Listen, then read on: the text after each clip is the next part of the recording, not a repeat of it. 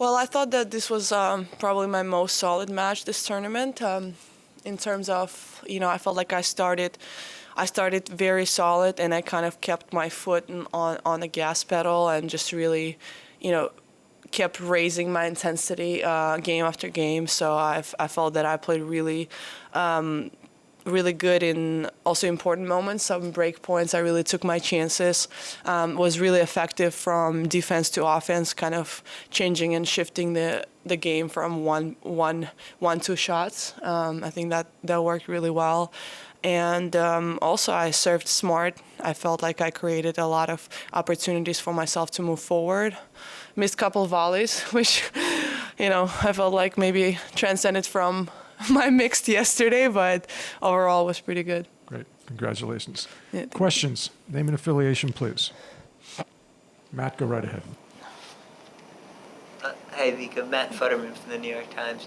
After all these years, do you know when you're going to get on a little roll like this, either in the weeks leading up to it or even in the hours leading up to it? Is it kind of fluky? Well, I wouldn't call it fluky, because it's not like it happens once in 10 years. No. But Yeah, no, what I'm saying is, is it something you know, or is it something, hey, Well, no, I don't think that's really a possibility, because there's so many factors in our sport that can attribute to your performance. Some days you warm up and then it becomes windy, some days it becomes hotter. So it's tennis, to me, it's about adaptation. So I feel like sometimes when you get a lot of kind of matches in tournaments and tournaments after tournaments, you kind of feel a little bit more like your game, but I had so many like breaks here, from the game this season, that it's not. I didn't really feel like I'm on the roll. Like it was hard for me to get kind of on the roll. So coming into this tournament, I was like, okay, I need to take it one match at a time and try to manage the best in that moment when I'm on the court. And I felt that today was the best that I've managed the momentums throughout the match.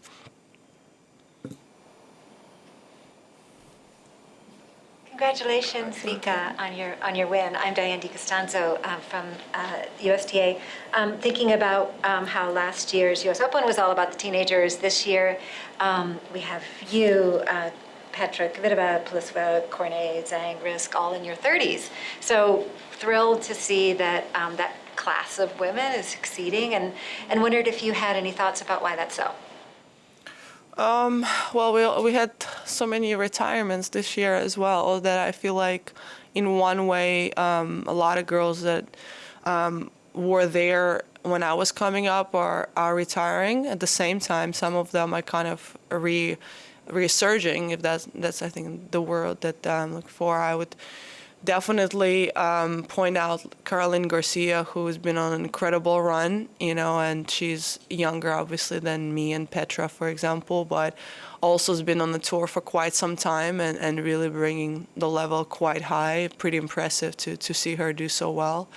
So, tennis, I feel like, we don't lose our level as much. There's a lot of things that plays into our sport.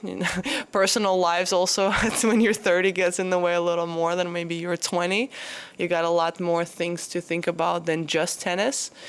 So it's great to see. I was watching Garbini's and Petra's match, and tiebreak was just fantastic tennis. You could see the full crowd going crazy. I was warming up for my match, but I was so invested in that match. I had my palms sweaty. I was sweating watching the match. So that's just beautiful for our game to see that diversity of very talented young players. There's Coco Gauff is doing amazing. I was just saying in Indian Wells that I feel like she's on the brink to really break through, and enjoy a lot to watch her. Also, there's the young Chinese girl that I feel like super talented. I'm gonna butcher her name. I don't know her first name, but last name Zhang, the righty.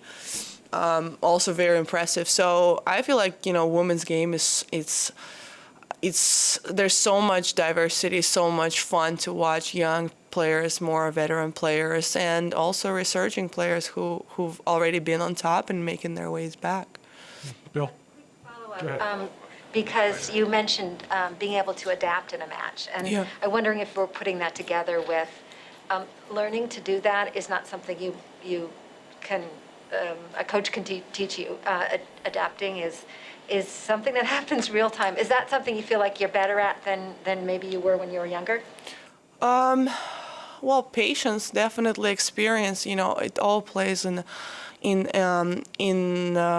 my favor, I would say, this time. I think adaptation is that it's okay that you fail. It depends how you come back from it. And I see a lot of, in women's game, particularly, I see so many coaches that make their players dependent on them, and I think that's very dangerous. It's very manipulative too, and I wish that kind of subject was talked about a little bit more. And really, I think the job of the coach is to teach your player not to need you, and I hope that young players really look for that, to really depend on themselves, because it's an individual sport. Listen, be very open-minded, and absorb and be like a sponge. I've heard Serena talk about that, being a sponge at 23 Grand Slams, so many titles, and kind of have that learning student mentality, but really take control of your own career a little more. Bill? Hi. Hi. Bill Simons, Inside Tennis. At different times, you've just given some really extraordinary insights into the game, and you just talked about the coaches manipulating players, and there have been incredible stories of real severe manipulation and exploitation of young players that you may know about. But could you talk about that subject and sort of kickstart what the elements of that dynamic is? I mean, it's a very sensitive subject because, you won't hear those stories unless players come out and tell those stories. It happens right and left on the tour, which is unfortunate. And our job, is to be better at safeguarding. And, as player counsel, it's almost like number one subject, to us, because we see those, vulnerable young ladies that getting taken advantage of in different situations. And it's really sad. It really makes me emotional because, I have a son that I don't see, that happens so much on the men's tour. And if I had a daughter and I would have a question, would she want to play tennis, that would be a very big concern in that way for me. So, just recent story with Fiona Ferro that came out. It's I don't know how to put it in words sometimes. All you can do is check in on the person and kind of give your hand what I can do, what I can help with. So I applaud her for being brave. I hope this situation, she's gonna come out of it stronger, and tennis is not ruined for her because of that. And that's I think very, very heavy topic, but it's the topic that has to come out more, and I think it's your guys' job also to not expose that, because it sounds like it sounds pretty weird when I say that, but to do the research. Help people to open up more, and it's hopefully one by one try to eliminate that type of situations. If I could follow up, are you sort of saying there's a range from the cases of just outright exploitation and severe damage to subtlety on court, where young women players are just dependent tactically, strategically, sort of emotionally on court in matches also?